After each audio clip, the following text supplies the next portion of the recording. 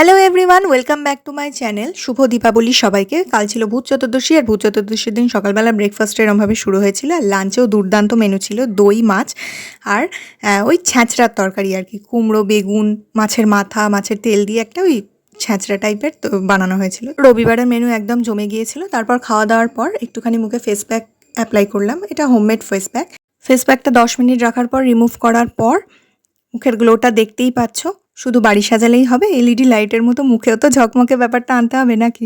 যাই হোক, jokes apart. তারপর আবার সন্ধ্যাবেলা ওই যে মা বাতি দিচ্ছে এখানে।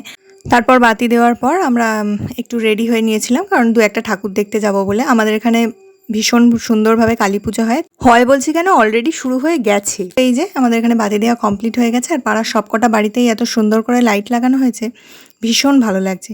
দুর্গাপুজো তো সবসময় আনন্দের পুজো, বাঙালির শ্রেষ্ঠ উৎসব। তো এলে সেটা একটা অন্যরকম ভাইবস কাজ করে। কিন্তু দিওয়ালি আসার আগে বা কালী পুজো আসার আগে মনে নাই আলোর রোশনাইগুলো দেখে একটা অদ্ভুত ধরনের পজিটিভ ভাইবস কাজ করে। তো এই যে বেরিয়ে পড়েছি, পুরো রাস্তাটাই লাইটে লাইট, এত ভালো লাগছে।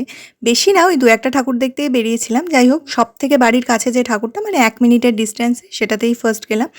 তো সেটা দেখেছি, আর বাকি যেগুলো দেখেছি সেগুলো নেক্সট পার্টে আসছে।